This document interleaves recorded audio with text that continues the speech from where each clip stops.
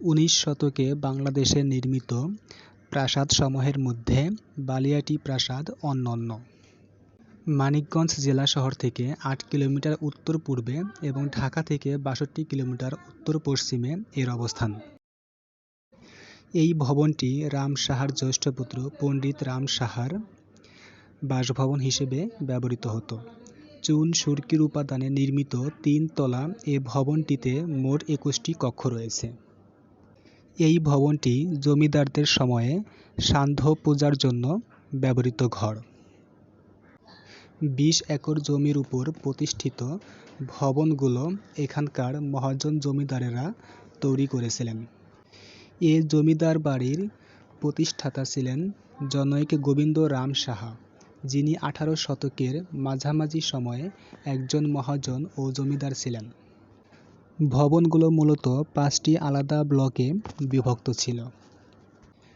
এগুলোর মধ্যে পূর্ব দিকের ভবনটি বর্তমানে বিনষ্ট হয়ে গেছে। ৮টি বিশালাকৃতি দ্বিতল ও ভূতল ভবন একটি সুউচ্চ বেষ্টনী প্রাচীর দিয়ে ঘেরা রয়েছে।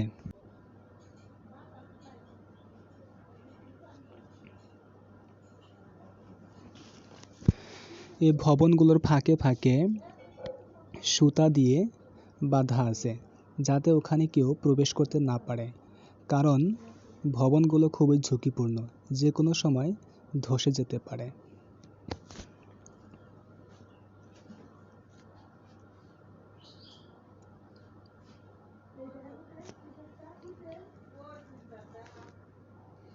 এই ভবনগুলোর আশেপাশ দিয়েই সুন্দর ফুলের বাগান তৈরি করা রাখা হয়েছে, যাতে দর্শনার্থীরা দেখে মুগ্ধ হয়।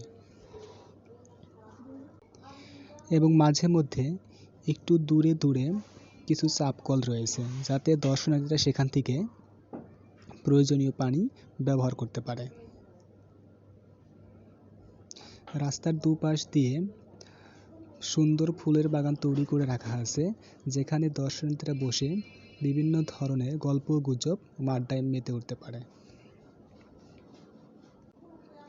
দক্ষিণের দেয়ালে ৪টি সিংহদ্বার প্রাসাদ, সম্মুখের ১৪০x৩০ মিটার বিশাল চত্বর পেরিয়ে মনোরম কড়ি-নথি ও স্তম্ভের সারি দিয়ে সাজানো দৃষ্টিনন্দন ৪টি ভবন দাঁড়িয়ে আছে। সিংহদুয়ারের দক্ষিণে বিশাল আকৃতির একটি বড় পুকুর রয়েছে এবং সেখানেও মোটরসাইকেল এবং গাড়ি পার্কিংয়ের সুবিধাও রয়েছে। এই ভবনটি গোবিন্দ রাম সাহার ছোট পুত্র গোলাপ রাম সাহার ব্যবসায়িক ও প্রশাসনিক কাজে ব্যবহৃত হতো। নান্দনিক স্থাপত্যিক কারুকার্যে ও কড়ি-নথিয়াম পিলারে নির্মিত ৩ তলা বিশিষ্ট এই ভবনটিতে মোট ২৩টি কক্ষ রয়েছে।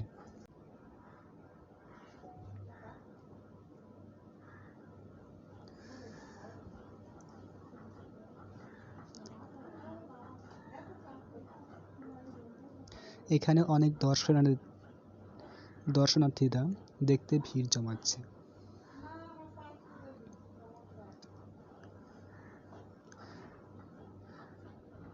ছোট ছোট বাচ্চারাও এখানে দেখতে এসছে।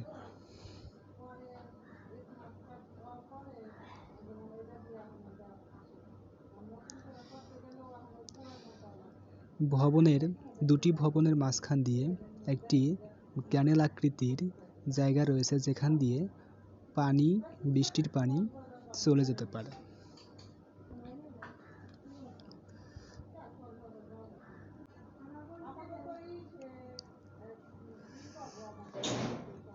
এখানে একটি চাপকল রয়েছে, যে চাপকল দর্শনার্থীরা ব্যবহার করতে পারে।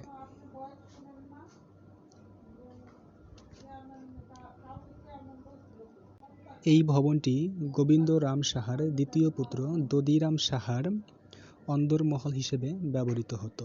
নান্দনিক স্থাপত্যিক কারুকার্যে ও কড়ি-নথিয়াম পিলারে নির্মিত ৩ তলা বিশিষ্ট এই ভবনটিতে মোট ৩৮টি কক্ষ রয়েছে।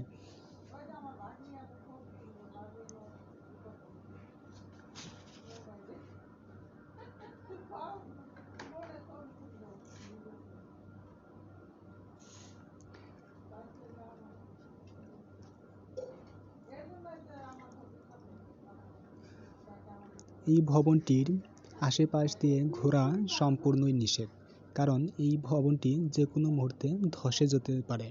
এর জন্য ভবনের গায়ে বিভিন্ন পোস্টার ফেস্টুনে লেখা আছে যে ঝুঁকিপূর্ণ ভবন, এখানে দর্শনার্থীদের প্রবেশ নিষেধ।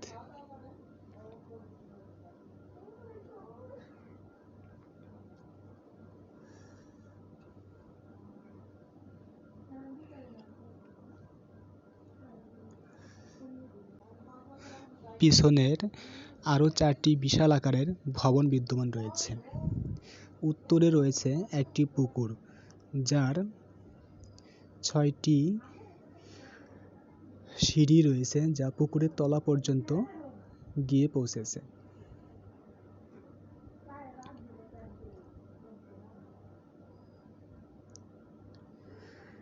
এই পুকুরের চারপাশে 4টি পরিত্যক্ত কূপ রয়েছে, যার নাম রয়েছে ইন্দিরা কূপ।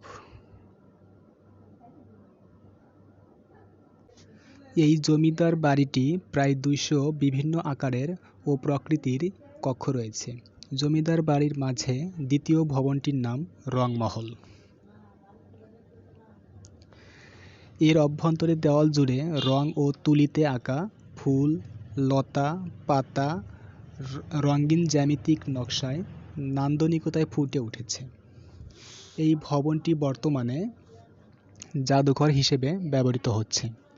এ জাদুঘরে প্রদর্শিত হচ্ছে জমিদার পরিবারের ব্যবহৃত শৌখিন আসবাবপত্র, শ্বেত পাথরের ভাস্কর্য, বেলজিয়াম আয়না, শ্বেত পাথরের টেবিল, লোহার এবং কাঠের সিন্দুক ইত্যাদি।